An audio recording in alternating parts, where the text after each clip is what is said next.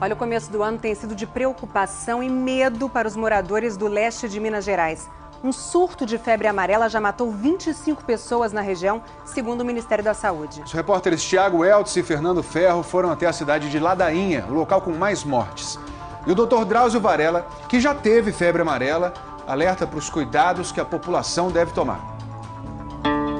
Foi tudo muito rápido. Apenas 3 dias entre o irmão de Joana aparecer doente e morrer. Falei, o que você tem? Tudo no menino. Rato. Ele foi na quinta-feira para Ladainha. Na sexta-feira, 3 horas, ele foi para Taflotone e ele chegou aqui morto. E não é preciso andar muito. A menos de 2 quilômetros, uma história bem parecida aconteceu com o cunhado da Patrícia. Começou a gente estar sentindo dor, depois deu febre. Ele ficou uns 2 dias aí deitado. Aí depois meu esposo levou para o hospital, ficou 2 dias só no hospital, faleceu.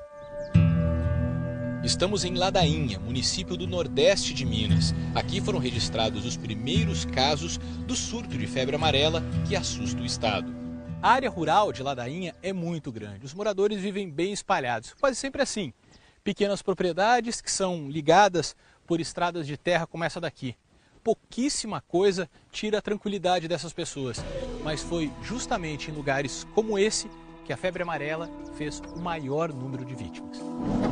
Logo depois da virada do ano, no dia 4 de janeiro, Ladainha tinha 4 mortos vindos da área rural e um mistério. Os médicos não sabiam ainda com o que estavam lidando.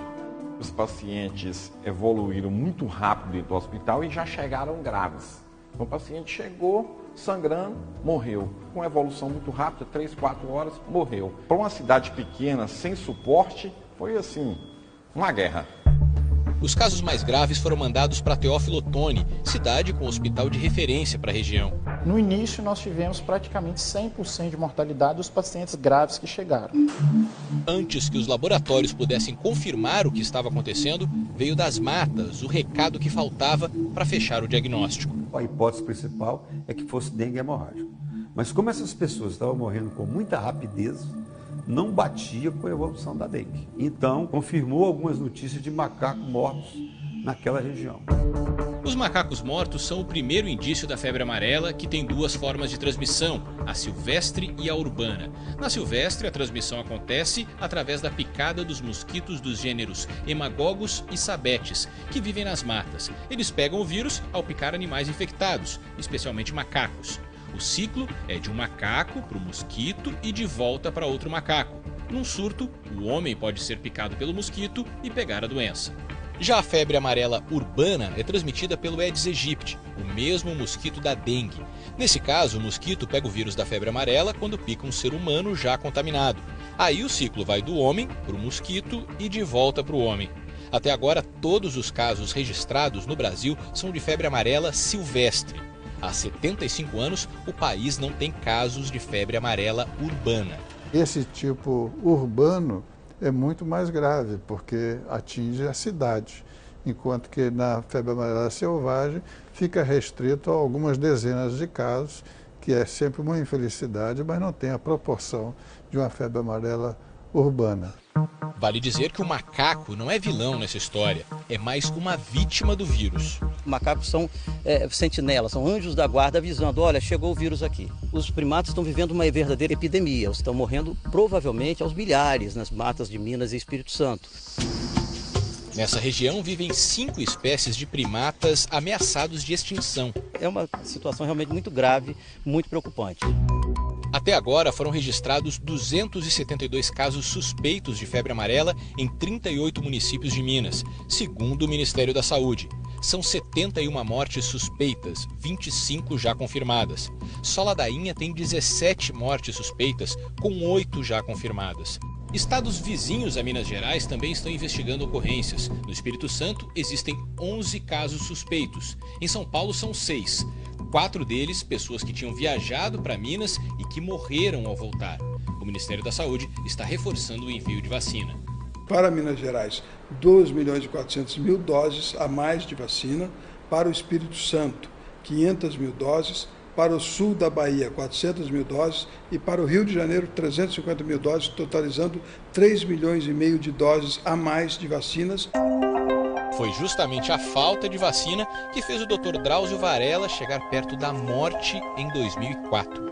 Olha, eu vou para a região do Rio Negro, no Amazonas, há muitos anos. E numa dessas vezes eu fui para lá na quinta-feira e voltei domingo de manhã. Na madrugada do domingo para segunda-feira eu acordei com um frio, mas um frio insuportável.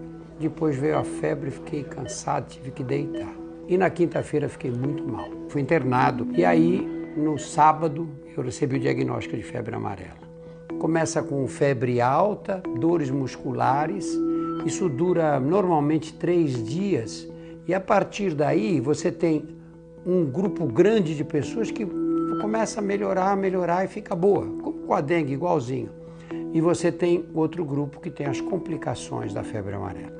Provoca uma hepatite, por isso que as pessoas ficam amarelas, daí o nome da doença, né? Altera o funcionamento dos rins, altera o funcionamento do coração, provoca uma miocardite, mas o que domina mesmo o quadro são as dores musculares. Você vai ficando tão debilitado, que perde a capacidade de reagir. E foi assim durante 3 semanas. Eu recebi alta, minha mulher me levou para casa. E aí devagarinho fui voltando à vida normal. Foi um erro gravíssimo que eu cometi, tudo causado porque eu não tomei a dose de reforço da vacina. Justamente eu que sou tão envolvido com medicina e com esclarecimentos e com orientações à população, fiz essa besteira. A orientação do Ministério da Saúde é que as pessoas tomem 2 doses da vacina contra a febre amarela, com um intervalo de 10 anos. É o suficiente para proteger contra o vírus pela vida inteira. As doses são de graça nos postos do SUS. A vacina não é indicada para crianças com menos de 6 meses, idosos com mais de 60 anos, grávidas e pessoas com problemas de imunidade baixa. Numa situação de emergência, a vacinação desses grupos precisa ser avaliada por um médico. O que nós devemos vacinar são as pessoas que se encontram nessas áreas onde estão ocorrendo os casos e aquelas que viajarão para essas áreas. Quem mora em lugares distantes não tem por que tomar vacina nesse momento. A vacina tem efeitos colaterais, né? São pequenos e atingem uma pequena parte da população. Mas em alguns casos esses efeitos podem até ser graves. E se nós vacinamos a população brasileira agora, todo mundo, nós vamos ter mais complicações da vacina do que casos de febre amarela. Não há nenhuma razão para pânico. O que assusta todos os epidemiologistas é quando a febre amarela chega na cidade. Só que o último surto de febre amarela urbana aconteceu em 1942. Muito provavelmente esse surto vai ser controlado.